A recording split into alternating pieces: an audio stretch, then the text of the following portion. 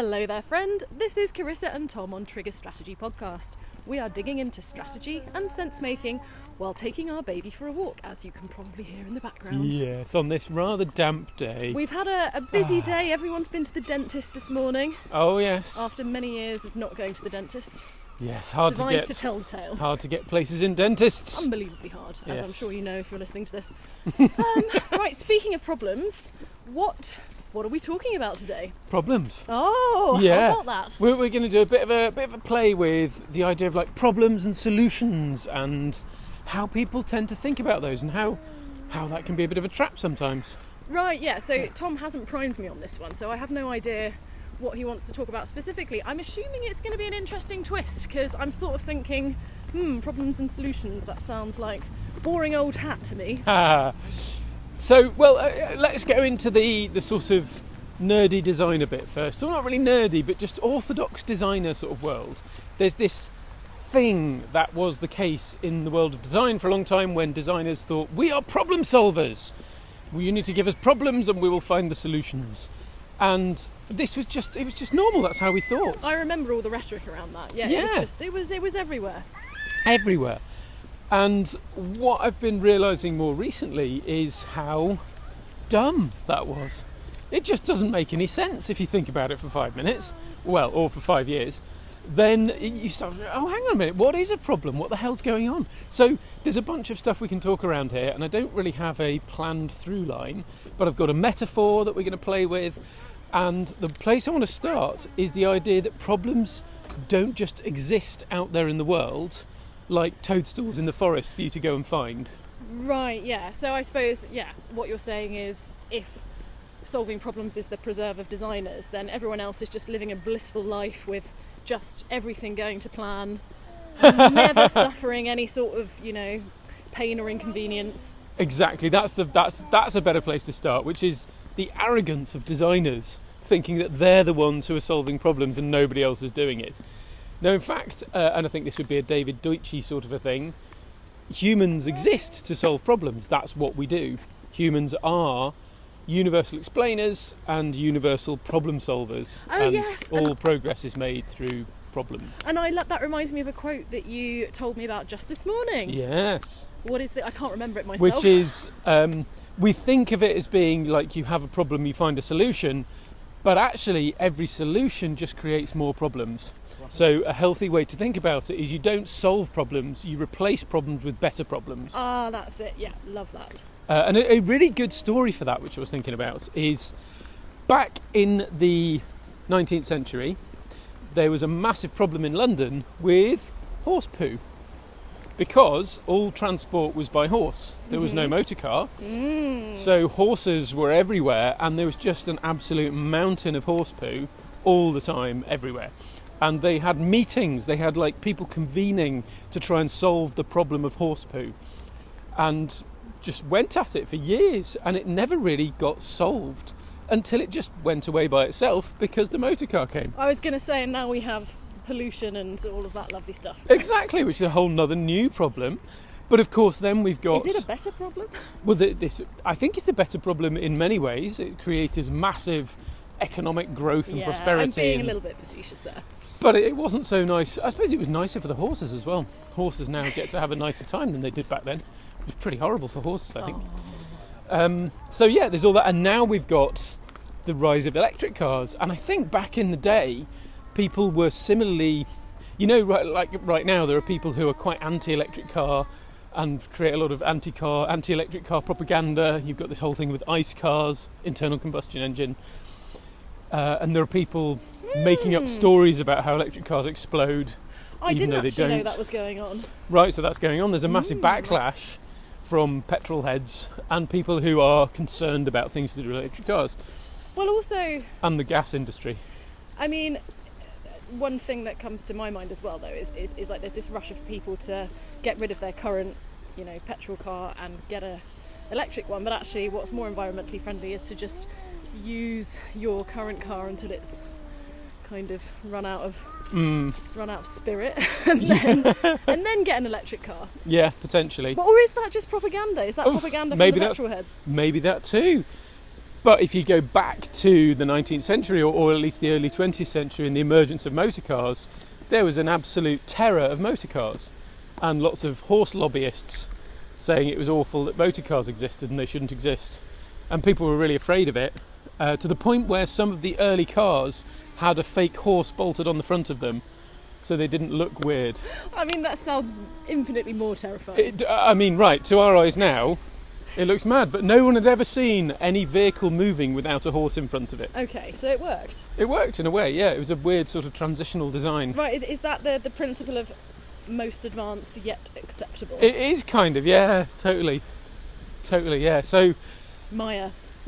So yeah, there's an interesting sort of, that's another angle there, in that problems are often not solved directly as well. So that problem of horse poo wasn't solved by directly dealing with the horse poo, but by changing the substrate, by changing what people were using in the first place. But anyway, that's a sort of a...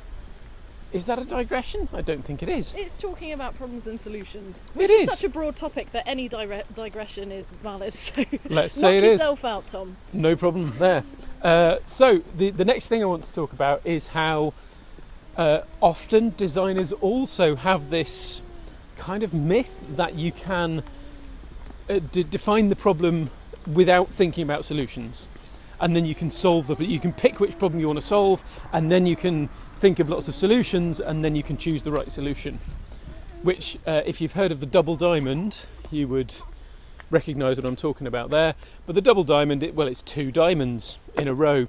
The first one is looking at the problem space, the second one at the solution space, and the idea is you want to diverge and explore lots of different potential problems, and then you want to converge on one problem that you want to solve, and then you're going to diverge and think of lots of different solutions to that problem, and then you're going to converge and choose the right solution. Yeah, I remember coming across that a few years ago and thinking how elegant it was. It's so elegant, isn't it?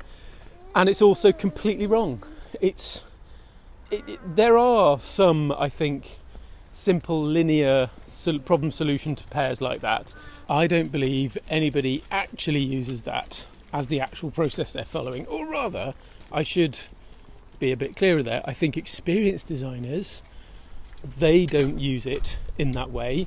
I think beginner designers, like me, tried to follow it as if it's a thing you can follow, and I think that made our lives more difficult than they need to be. So not really elegant beneath the surface. Well, yeah, or maybe too elegant, a little bit too elegant for its own good. Because even though anyone who shares it, like an experienced designer who shares the double diamond, will caveat it and say, of course this isn't a process you just follow, but it looks like a process, doesn't it? It goes left to right. There are phases, quite clearly. Exactly. Once you see it, you latch onto it, and it doesn't matter one single hoot what anybody says in terms of caveats. Exactly. And then you get designers who get all, and other people in companies as well, and you see this with a lot of like modern product teams, they get all knickers in a twist because they believe that the executives or salespeople are giving them solutions, giving them things to do, and they're like, well, I don't think that's, I think that's a solution looking for a problem. I don't think that's a real thing. You know what I mean? Mm-hmm. And so this is my contention for such people. A solution is a kind of description of some problems, and every problem is a description of some potential solutions. Right, so the two can't exist in isolation. Yeah. As soon as you're trying to define a problem, you are by default defining a solution. Yeah, I think that's it. Or certainly that's the way that it works inside of business. Could you give in terms of the sorts of problems we see? Because we can look around at the wider world and say, well, I think that, say, many designers, I think that capitalism is a problem, I think that climate change is a problem, and yet they're not doing anything about those things. I'm sure plenty of people would argue that they are doing something about it. Well, okay, but a lot of the people who complain about it aren't directly doing anything. They're not... they're not coming up with a solution for it. Okay, so can you give me an example, like make up an example if you need to, but where is a sort of, within a business, someone's defined a problem and there is a solution smuggled in. Can you just give us an example of that? Oh, well, a classic sort of problem with the solution smuggled in would be somebody saying there's a lack of X. Ah. in the product or in our team, lack of an agile mindset, is something where they're framing it as a problem or an obstacle. We can't get more done because there's a lack of an agile mindset. And then, surprise, the solution is an agile mindset. Ta-da! Who It's could have totally seen that coming? smuggling the little lad in. Well, it's not even smuggling, is it? It's just riding in with a load in of plain fanfare. sight. Yeah. Yeah, sitting on top of the horse all stark naked. Hello, it's me, the agile mindset. I'm basically as real as Santa Claus. Let's go! And there's the title for this podcast. Oh. There we go. Love to anthropomorphise a little solution. Right, but yeah, so then we get to... so within a business, it's an interesting sort of thought then, isn't it? Within a business, there are tons of problems. And in fact, the people who are saying the problem is a lack of an agile mindset, well, they are still describing some real problems that are going on, patterns that they don't like. But they can't necessarily put those in words in a clear way or explain them all. It's often a whole mess of entangled and sometimes contradictory issues or patterns that they don't like personally. Other people in the business might actually not mind those patterns or might like them.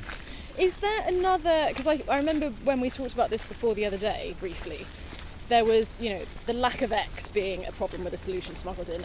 There was another common formulation that you see in business that's another kind of red flag that this is happening? Yeah, I think this is... I'm going to give a shout out to a guy called Mike Burrows, who I got this idea from. He ran a workshop called Good Obstacle, Bad Obstacle, which is a reference to Richard Rummelt's Good Strategy, Bad Strategy. He's changed the name of it now. But he identified that people commonly came up with what he called bad obstacles. And one of them was a lack of, because you're always smuggling in the thing that you lack as the solution. Often, another one that's a mistake is assuming that one end of a trade-off is right and the other end isn't. So you want more... I don't know, you might want your team to go faster, but you're not willing to accept that going faster means that the quality will drop. And you or the team want the quality to increase often. Many teams who are building software or designing things, they're upset with the lack of quality, as they call it, or low quality that they're producing. They really want quality to increase, but that they're not necessarily seeing that there's a trade-off there, where then you're not able to make as many bets, and that might mean the business fails and they don't have a job anymore. So and it's not that anyone's things right. that you can't have both of. That's often an issue. Wishful thinking. Yep. Then you get to the fun thing where sometimes you can have both, but only if you do something else, come at it from a funny angle. Yeah, I was just thinking about, and this was a part of the what leaders who are capable in complexity, what traits do they have, and there was something about both and, so it's not just one or the other, you can have both. Yep. And that's what I was thinking, like, how does that square with what you're talking about now? Yeah, well, you can. I mean, software, you can have speed and quality, but you need to work in a fundamentally different way. And then the question is, are you open to that? Will the business allow you to do that? Reminds me of the triangle: good, cheap, fast. Exactly. Pick two. Yeah, that's famously known as the iron triangle. So you can have quality and speed if you throw a lot of money at it. Yes, and I love Mike Haber's twist on that, which is bad, expensive and late. You can have all three. Well, why is it called the iron triangle, just out of interest? I think it's always been known that since, I think it was been around since the 80s or maybe even the 60s. I think it's just a long running sort of understanding of certain trade-offs. And just happens to be branded as iron. Yeah, I think iron to suggest that you can't... Ironclad. Yeah, you can't break it. It's unbreakable. And I think that is true. You generally can't have good, cheap and fast all together. You have to pay a lot for good and fast, or you can have fast and cheap and it's bad. Everyone knows this. Deep in our bones, we know it. Deep in our bones. But so then going back to this idea, I think the thing that I would like everyone to go away with, I suppose, is that this idea that solutions and problems are abductive descriptions of one another. a little bit, and the way you think about this, and we're just walking past a tree, the moss on a tree is a kind of abductive description of the tree. The fungal network underneath a forest is a kind of abductive description of the forest. They're intertwined and entangled. The education system in a society is an abductive description of that society. This is an idea from Gregory Bateson. Okay, and can you, for the sake of those of us who are perhaps less capable on lack of sleep, what is abductive in a sort of 12-year-old friendly explanation? So that sort of description of how Gregory Bateson uses it is my 12-year-old friendly explanation. Okay, 8-year-olds. It's indirect. It's not linear and directly logical. Abduction is sometimes known as the logic of hunches. Okay, so I know we've talked about this before. I get mixed up about is there's abductive, deductive and inductive. Yes. And for God's sake, they all sound really similar. They do sound similar, yeah. So abductive is the one where you have a hunch based on an infinite number of patterns that you have subconscious awareness of. Yeah, that kind of thing. It's the a little stuff bit that like... AI can't do. Exactly the stuff that AI can't do. So AI is brilliant to inductive. It has a huge amount of data, and then from that it will extrapolate the average, effectively, or an average guess, with a bit of randomness thrown in. It can't come up with something entirely novel and new.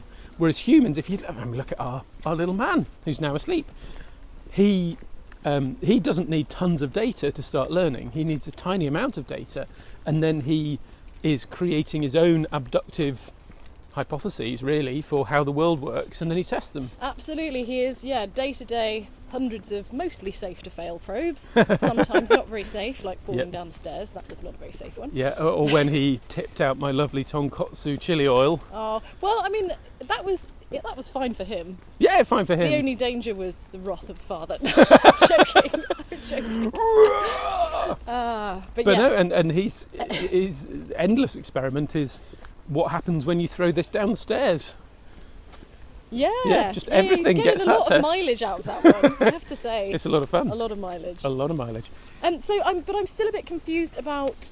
So now I think I understand this deductive. Mm-hmm. Deductive. I'm still not sure how that relates to the fungus and the trees. Okay, so the fungal network is the way it is because of the structure of the trees. And the trees are the way they are because of the structure of the fungus. Not only, it's not directly causal. That's the thing, it's not cause and effect. Okay. It's intertwined and intermingled, and they become descriptions of one another. Okay, so there's nothing to do with hunches there. That's kind of a side point. Well, so abductive logic is the logic of hunches. Oh, that's abductive, where you... not deductive. Yeah, deductive is if this, then that. Oh my God. Yeah. Sorry, listeners, I think we've tied ourselves up in knots here. We have. So, I think... I'm going to forget about the words. Forget about the words. What really matters is... talking about the trees. Nice. It's about the tree. And so this is this idea that, like we said at the start, problems are not... they're not made to go away by solutions. They're replaced with better problems. And so the problem space evolves with the solutions in a never-ending dance. You can't make problems go away forever and finally reach a perfect state of stasis where everything's great. Yeah, there is no nirvana. There isn't. It's not there, and all the utopians are just barking up the wrong tree and missing the fungus. And that's what happened with the scientific forestry movement in Prussia in the 1700s. I'm going to say, maybe 1800s. I can't remember the exact dates, but they realised that forestry was great, but it was a bit of a pain that there was all the different trees laid out in awkward ways with other annoying bushes in the way. So they designed a really efficient, logical, scientific forest arrangement where all the trees were laid out in neat lines, and there was no annoying underbrush, and they got an amazing harvest of trees once, but then they killed the entire ecosystem. And so then there was drought and famine and horrors because they'd killed off the soil and ruined everything. And that concept spread far and wide. I think I heard about a project in the Scottish Highlands to rewild the forests that were sort of went the same way into neat lines of trees where the biodiversity was basically wiped out, but they're now trying to bring it back. That's it. There you go.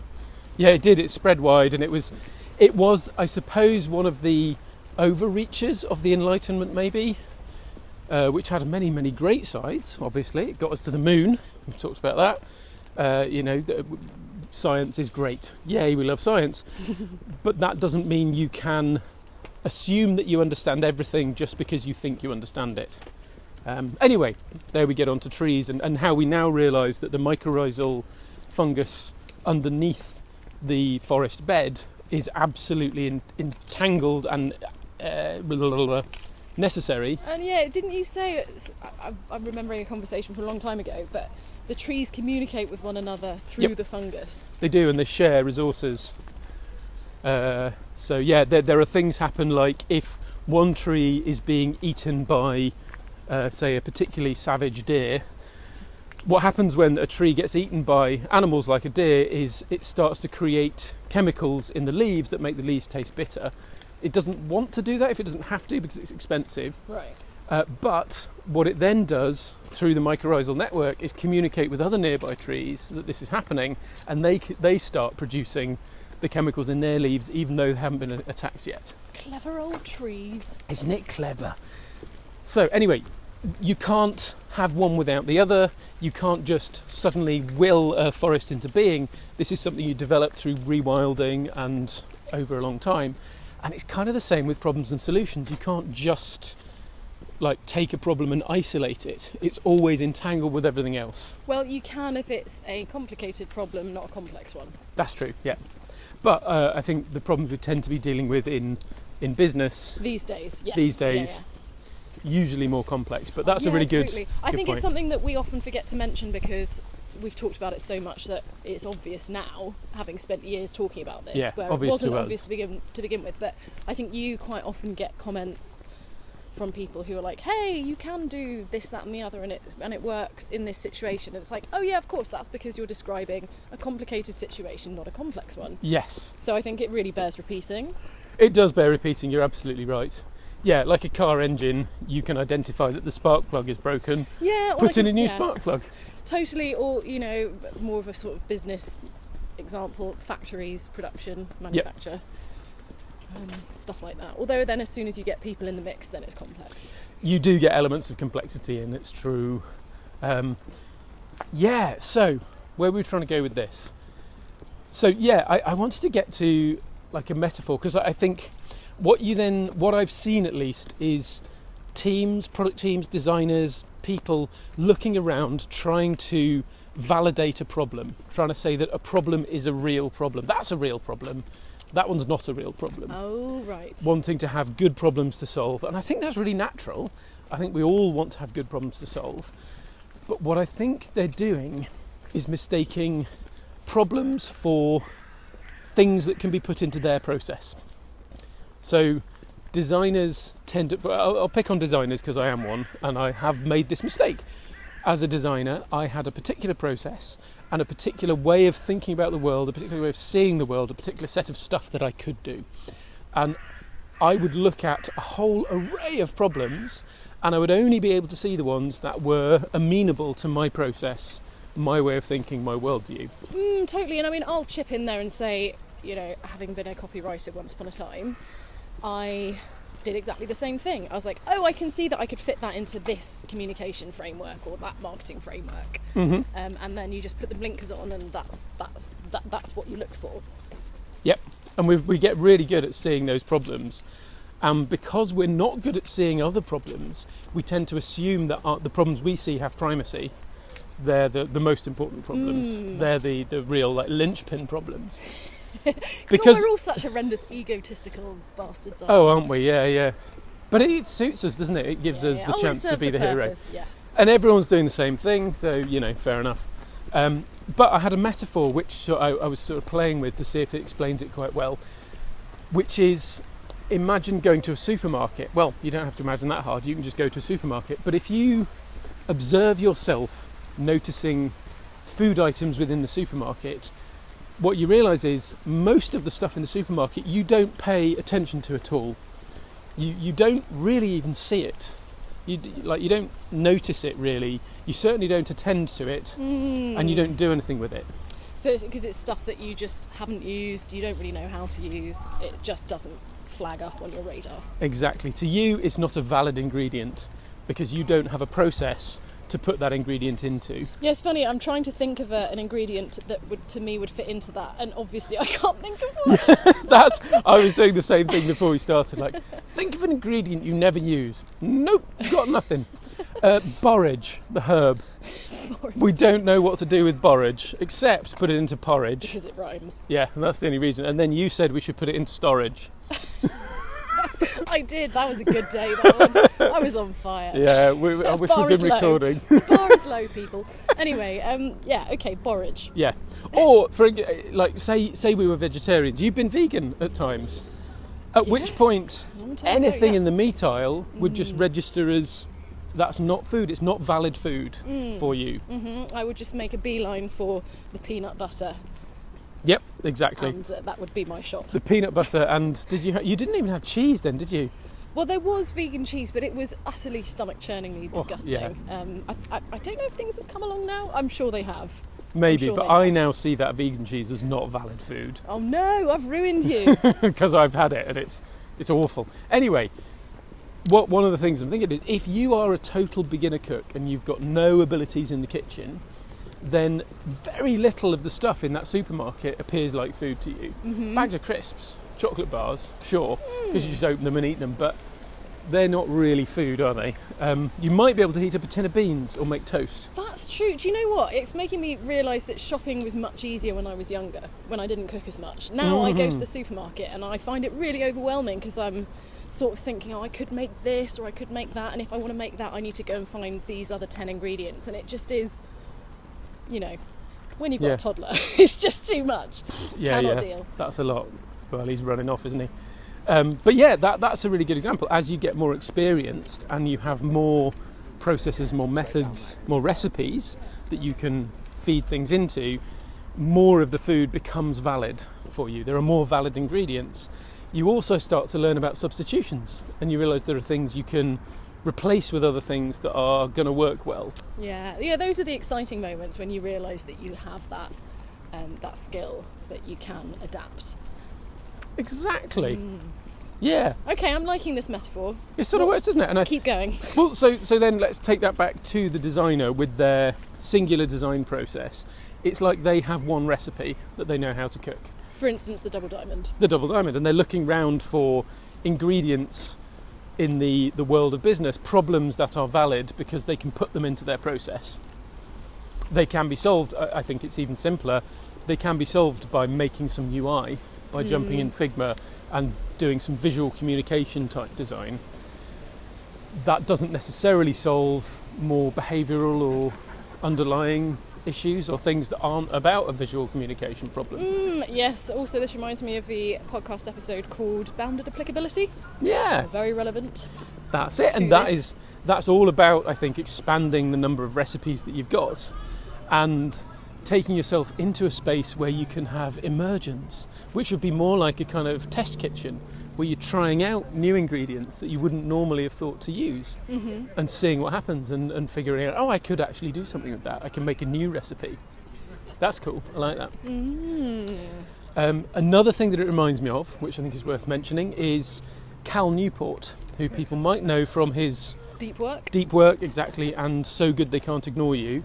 And he's long been a proponent of focused bursts of, deep work, effectively, and I think that really caught on as a term. But he is a university professor. He's a maths professor, I think, in computer science, but he doesn't do any programming. He does theories about computing and what computation can achieve. So the easy stuff, then? Oh, just the easy stuff, yeah. So it's very theoretical maths, writing out equations on paper, making proofs, that sort of thing.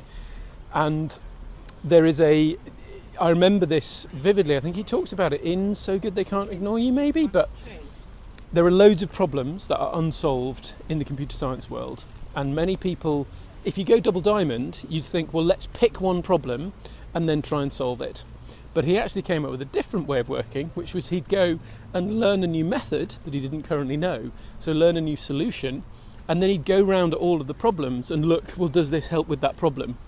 Once he'd mastered that solution. So he just flipped it on its head. Yeah. I love that. So he was learning more recipes which meant that he could then do stuff with more of the ingredients, which was really, it's an interesting other way round. Definitely. I mean, I guess there's still a risk that, because you're probably quite desperate to find something to try your new method on, that you might wrongly identify something that is suitable when it isn't really. 100%, yeah. But I guess that's still a better problem to have. Potentially it is, rather than just sticking with the same 3 things and most of them being inappropriate for everything. Exactly, yeah. It's that to someone with a hammer, everything looks like a nail. But also things that don't sufficiently look like nails, you can't even see. They are not valid to you at all. Yeah. So you're going to use the hammer on the wrong things, but you're also not even going to see most stuff. Because and then once you've got a monkey wrench, then you're going to run around wanting to monkey wrench everything. And there'll be a load of stuff that you can't. But now you've expanded what you can see as well, because you've got a hammer and a monkey wrench. Then you get a router. Now we're talking. That's Tom's my favourite tool. Absolute favourite tool. Very first time he used it, ripped his finger open. Oh yeah, that was just putting the bit into the router mechanism because it was so sharp. Yeah, and then he came bounding in to tell me how exciting your new toy was. Oh, I'm bleeding. Look, it cut my finger open. It's great. So much potential. Yeah. Maybe next time just use a monkey wrench. Maybe. But yeah, so all of that really is a call to say to people who are sort of maybe obsessing a bit much about validating problems, validating solutions. Understand that there's no way you can validate everything. They're not real things. Problems and solutions aren't real. They're just patterns in the world that some people don't like and other people do, and they're sort of mushy-edged. So I'm trying to tease out like what people can take away from this, and is your main call to action to just try and learn different methods? Particularly ones that don't naturally appeal to you, maybe? Yeah, that would be a really good one. And to not think that you have to rigidly stick to some sort of first you define the problem and then you come up with solutions type way of thinking. You can use a solution or a set of solutions as a way of understanding a problem better. And you actually can't identify and define a problem without considering solutions. Even if you're only considering them subconsciously, you have to consider solutions because that's the way your brain works. I think as a takeaway, that is much harder, much more sort of, much less actionable. It's very less actionable, yeah. Because that's just not the way most organisations think. No, well, what's interesting is a lot of organisations do work in the sense that people come up with an idea. So they come up with a solution and they say, we need this solution. And then other people in the organisation say, but what's the problem you're solving? Okay. And my take is often you can't openly explicate that problem in a neat way. The solution is often, it's a sort of subconscious first fit pattern match that somebody's made, trying to solve several related problems at the same time, some of which are not ones they'd want to share with you because they're personal or private, you know. Okay, so in that situation, apologies for the chainsaw in the background. It's tree trimming time. Oh yeah. So let's say I'm a designer in an organisation in that situation that you've just described, and somebody's come up with an idea that they think is the solution, and then I'm a designer saying, no, give me a problem. What can I do instead in that situation? First, you can wrap yourself on your own knuckles, and then you can grab the Solution Aikido card from Innovation Tactics, or there's actually an article on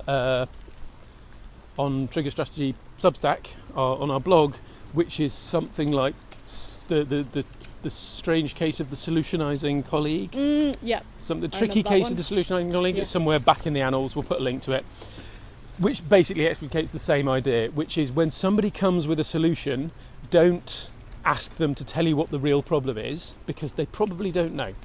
Instead, let them tell you their solution, because they need to get it out, they need to get it off their chest, they're not going to listen to you otherwise. Then you start to probe. So this is where it's Solution Aikido, you're going to use their solutionizing energy with them. Right, so that's a type of martial art where somebody runs at you, you don't kind of try and punch them, you or block them. You just slightly redirect that energy so that they then Go trip flying themselves through up. the air, yeah, punch themselves in the head. So that's what you want your solutionizing colleague to do. Yeah, now you put it like that. Oh, I'm dear. not sure that's quite it, but yeah, so you might go at it indirectly, and one of my favourite questions for this is, okay, so once you have X, the solution you've just described, first step, you should also find something good about it. You know, share something like, oh yeah, I see why you'd want that, it's a good idea. And try to make it genuine. Try to make it, yeah, exactly. Not just through gritted teeth. Yeah, that's a really good idea, CEO. So then you want to say, okay, so when we have that, then what happens? And what you're trying to probe for is, what is it that they're looking to change in the world? And there might be many things that should be changed. And then you might ask some other questions like, well, what other solutions have you considered? What other ideas did you consider before you got to that? And the ideas they have considered and thrown away also tell you a bit about what problem space that they see. And then you could use things like the time machine questions. So let's say it's 6 months in the future, we did that solution and it smashed it. What's now happening? How does the world look? And then the corollary, let's say it's 6 months in the future, we built that solution exactly like you said, and you wish you'd never thought of it. Mm-hmm. It went so badly wrong. What's gone wrong? And you're just trying to open up that space for exploration in a more playful way. Nice. Just crossing the road. Yeah, and from there, what you're trying to do, taking it back to earlier in the episode, is abductively understand the problems that the person who brought you that solution is perceiving. Because they'll perceive problems differently from you. Right, and I feel like that, because you could imagine that playing out badly because it's still, someone's come to you with their pet solution and you're still sort of challenging them on it. But what you're actually doing is helping them strengthen their own understanding of the situation, which is a nice feeling. Yeah. It's a much more pleasant conversation for everybody then. I don't want your solution, tell me the problem and I'll come up with a better solution. Oh, exactly, yeah. That does not go down well, I can tell you from personal experience. Yep, same. Yes, hard-won knowledge, this. Yeah, and I think you can, if the person is a bit like, oh, why are you asking these questions? I really want to understand your solution fully so that we can really build it right. Yeah, which is true, right? Yeah. I mean, that you're not being disingenuous in like trying to find that out. Exactly. And then once you, then the next mistake that it's really easy to make is this kind of what's a valid problem type challenge, which is, well, I don't think that's a valid problem. That's not going to get you anywhere. Or I don't think that's a valid solution. That's not a good solution. Well, it's the best solution this person has, and so why not do that? Because nothing's going to be perfect again. There's no utopian perfection. So one thing that it took me a long time to learn is then you're not going to persuade them not to want that solution by evidence. What you're going to need to do is help them generate a better option, something that gets them what they want faster, easier, more, with less downsides, with less risk. And if you can find an option like that with them generatively, then you're going to shift them off the solution that you might not like. Yeah, it does add up. It does. Not easy, necessarily. It might take a little bit of digging and playing with ideas and showing them some contrasting ideas, maybe breaking things down in a different way with them. Yeah, and my brain has started thinking about something related but slightly different, which maybe is an episode for another day. And it is the problem that you and I have talked about with, if you describe something as good or bad, it's not good or bad for everybody. It depends whose perspective you're looking at it from. You might think it's bad, but to someone else it's good. Totally. And so generally, I mean, I'm sort of mulling over, like, would it be possible to operate a business while just avoiding that sort of language? And maybe that's just overthinking things, as we may have been known to do once or twice. Never. But I think that there are words that have a certain valence to them, which is really not helpful. Yep. And I think I sort of find myself mulling over how can you reduce that happening, because it just gets people stuck. It does. And things like valid or not valid, like that's got an emotional valence to it.